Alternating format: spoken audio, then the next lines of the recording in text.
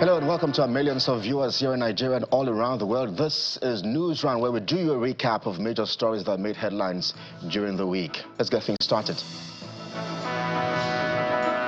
Anguish in Plateau State as Zikke community buries at least 51 persons in attack.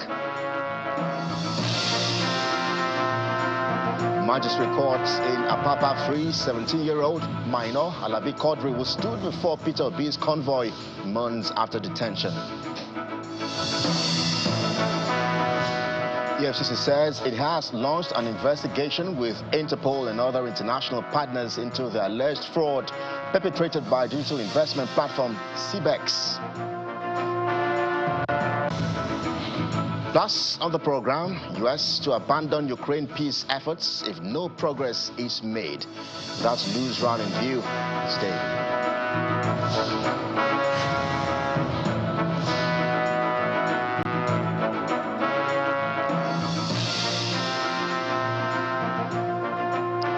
Wherever you're watching from around the world, we're live from our global headquarters here in Lagos, Nigeria. I am Kelly Egiga. We begin News Round from the Plateau, where at least 50 persons were killed in the early Monday attacks on Zikke community in Basa local government area of that state. The victims were given a mass burial in a special graveyard within the community.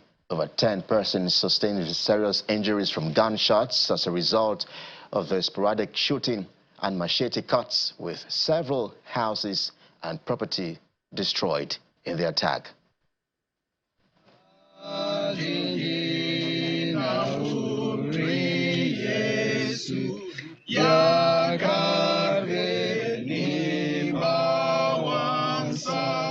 "54 persons, mostly women and children, have been given a mass burial at Zikke community following the unprovoked Monday morning attacks by suspected herdsmen. It took the search and rescue team several hours combing the community to recover the bodies, after which a mass burial was conducted before some of the mutilated bodies decomposed. Head to head, dust to dust, ashes to ashes.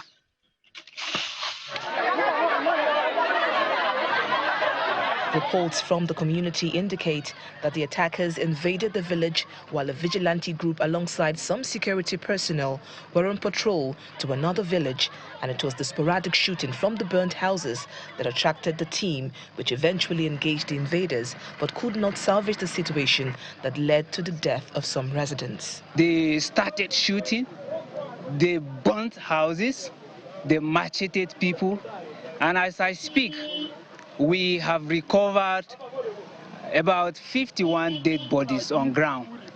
And then we are still searching. I will not say that is the end, but we are still searching on other corpses around the bushes.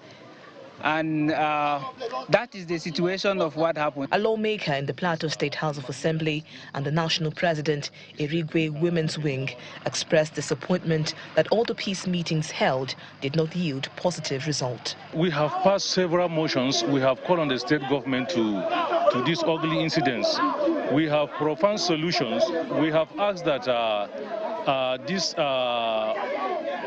settler campuses of security should be opened in border states, so that they will be able to be proactive whenever there's an incident like this. When there are border security across state levels, they can be able to handle situations like this. They have been coming and be killing every time. We are tired of this killing. We are tired of this killing. Enough is enough. Our children are dying.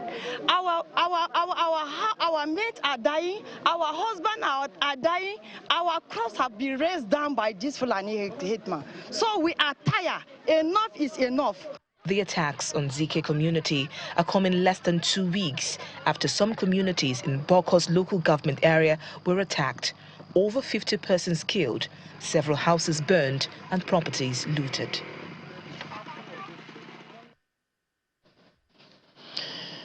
Our thoughts and prayers are with the family of those who have departed. So legal matters now. The magistrate court sitting in Apapa has freed the 17-year-old minor Quadri Alabi, who went viral ahead of the 2023 general elections for standing in front of a convoy of former Labour Party presidential candidate, Mr. Peter Obi. Magistrate Adetola Olorufemi freed him following the legal advice of the Lagos State Director of Public Prosecutions, Dr. Babajide Martins. The magistrate confirmed that the legal advice issued by the DPP showed that there was no evidence to substantiate the allegations of armed robbery made against Quadri.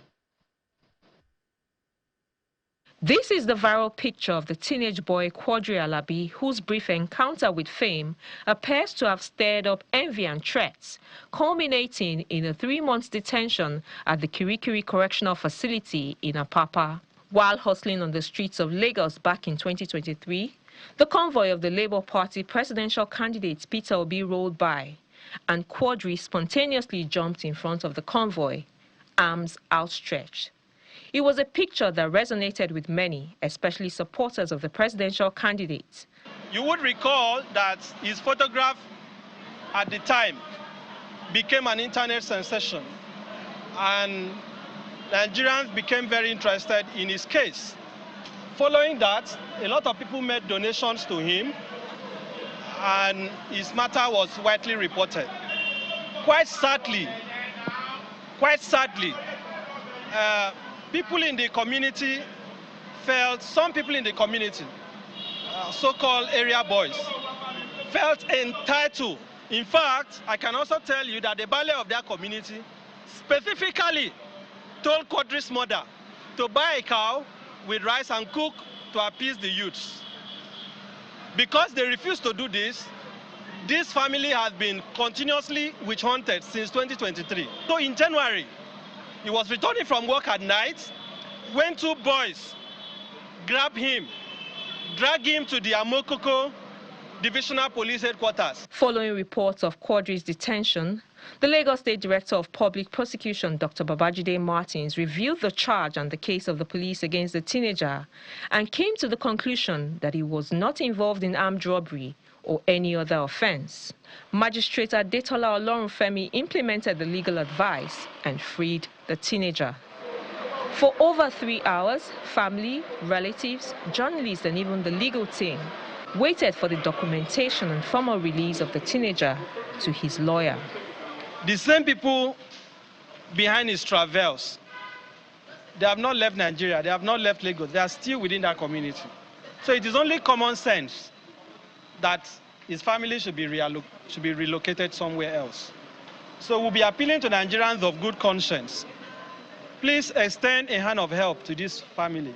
The divisional police officer of Amokoko Divisional Headquarters has to be removed. If the Commissioner of Police does not sanction him, along with the other officers who took part in this act of evil, what the Commissioner of Police Lagos will be telling Nigerians and the whole world is that the Lagos police now connive with criminal elements to abduct children. I want to go to school. I want to help. I want people to help my mother because she don't have anything. You don't have anything she's doing. For many Nigerians, Quadri's case is another painful example of the weaknesses of the institutions, particularly the police force and the justice system. Revisiting the juvenile justice system and the criminal justice system might be a good place to start the reform. Shola Shoyeli, Channels Television News. In the meantime, the Economic and Financial Crimes Commission, EFCC, says it has launched an investigation in collaboration with the International Criminal Police Organization, Interpol, and other international partners into the alleged fraud perpetrated by a digital investment platform, a crypto bank exchange, CBEX. The spokesperson of the EFCC, Mr. Delo Yewole, says the trading company CBEX has no jurisdictional link to Nigeria. He was reacting to the outcry of Nigerians over their missing funds in the investment scheme. On our channel's television's breakfast program, The Morning Brief, Mr. Yewole assured victims that work is ongoing to bring the perpetrators to justice. Now, also this week, the Speaker of the House of Representatives, Tajuddin Abbas, emphasized the need for inclusive and honest communication in Nigeria's democratic practice to sustain good governance and counter disinformation. Mr. Abbas made this known while delivering remarks at the second Nigeria Spokesperson Summit in the nation's capital, Abuja, where he was conferred with an honorary fellowship by the Nigerian Institute of Public Relations. Former Minister of Information, John Nwodo, and Chairman of Channels Media Group, Dr. John Momo, were also honored. The Nigerian Institute of Public Relations is hosting the 2025 National Spokespersons Summit in collaboration with the Federal Ministry of Information and National Orientation in Abuja, a training event for spokespersons in Nigeria designed to help professionals improve their communication skills, manage public expectations, and shape effective messages. They saw the vision. The event brings together spokespersons from government at all levels, Speaker of the 10th House of Representatives, former governors, former and 7 ministers, media owners, and other dignitaries. The President, Chairman of Council NIPR, sets the tone for the event. What started as a concerned discussion to review an unprofessional performance of a failed spokesman progressed to the trajectory of what should be done, proceeded to become a possible viable idea, and landed on the need for a collective action. The Minister of Information also has a word for the participants.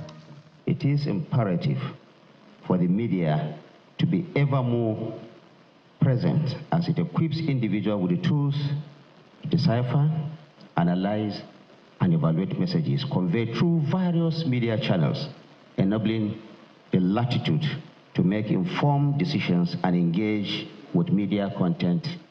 Guests were entertained to some melodic tunes by the band.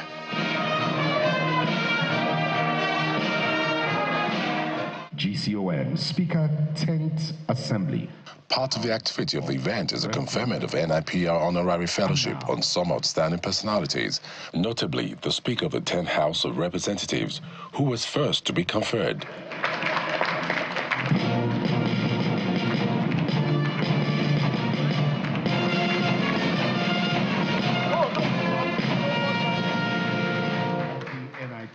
And then he gave his speech. In an era where misinformation can spread faster than facts and erode public trust, the necessity for honest, clear, and inclusive communication cannot be overstated. Former Governor of Ogun State, Olusegun Oshaba, on the spot, highlights the House's commitment to bringing government closer to the people through various enlightenment initiatives. A spokesperson will study the situation, the subject, the character, and the background of what you are dealing with. So a spokesperson must be deep. In his goodwill message, the chairman of Channels Media Group harps on the need for media literacy and professionalism among practitioners. We all know the country is going through a tough time. Nigerians are dealing with real hardship. Prices are high, jobs are scarce, and insecurity is a major concern. And people are frustrated, anxious, and understandably, they want answers. That's where your role as spokespersons is very important. As government spokespersons, you're not just speaking on behalf of institutions, you're speaking to real people who are looking for clarity, reassurance, and truth. In times like these, communication isn't just about defending policies, it's about connecting with people, earning their trust, as has been said, and showing that government sees and hears them. Your job is not just to manage information, it is to manage trust, and trust is fragile. It's not built by spin. It's built by sincerity. To decorate. And then it's time for the conferment of NIPR's honorary fellowship on the two distinguished personalities. Former Minister of Information, Mr. John Wodo, and the chairman of Channels Media Group, Dr. John Momo.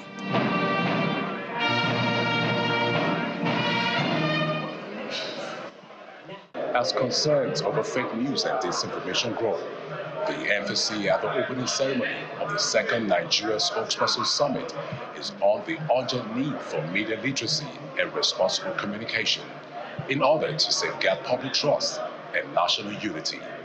From the venue of the summit, Benny Ark reported for Channels Television News. Politics now, where the race to the next general elections has begun, and Nigerians are wondering what lies ahead of the several opposition parties to the ruling APC 2 years from now. Well, the PDP Governors Forum has dissociated itself from any talks or move for coalition.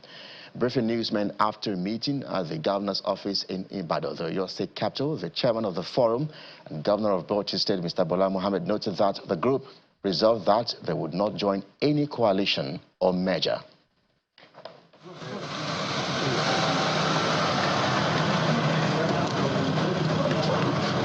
Governors of the PDP Forum are in Oyo State for an important engagement to deliberate on the future of their party. One after another, the governors make their way into the exco chambers of the Oyo State government.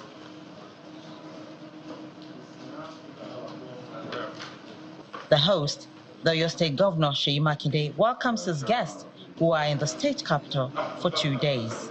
Our meeting today, we also have some historical significance.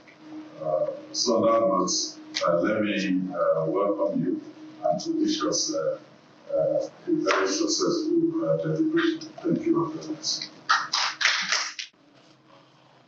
The meeting then goes into a closed-door session that lasted about 6 hours. After the meeting, the group led by the governor of Bauchi State and chairman of the forum, Governor Bola Mohammed, briefs the press. The communique first treats the issue of ongoing talks of coalition and mergers, noting that the group has nothing to do with such a move. The forum resolved that the PDP will not join any coalition or merger. However, the PDP, as a major opposition party, welcomes any party, persons or groups that are willing to join it with a view to wresting power and enthroning good leadership in 2027. Submissions on the recent Supreme Court judgment, the state of emergency in Rivers State, and the state of security in the country come next. The forum reasserts our collective determination to avert a rape of our constitutional democracy, hence the decision of approaching the Supreme Court to give a clear-cut verdict on the interpretation of the provision of the law on the declaration of state of emergency in any state of the Federation. The forum also announces plans to hold a national meeting on May 27, 2025, where a zoning committee will be constituted ahead of the party's national convention scheduled for August 28 to 30th in 2025 in Kano. The PDP Governors Forum further expresses readiness to do all possible to further unite the party, as well as to strengthen and position it to provide the leadership that Nigerians deserve come 2027.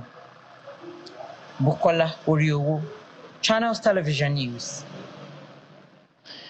And we end news round in the United States, where Secretary of State Marco Rubio says his country will abandon trying to broker a Russia-Ukraine peace deal within days unless there are clear signs a truce can be reached. Russia launched a full-scale invasion of Ukraine in 2022 and has placed a number of conditions on any potential ceasefire.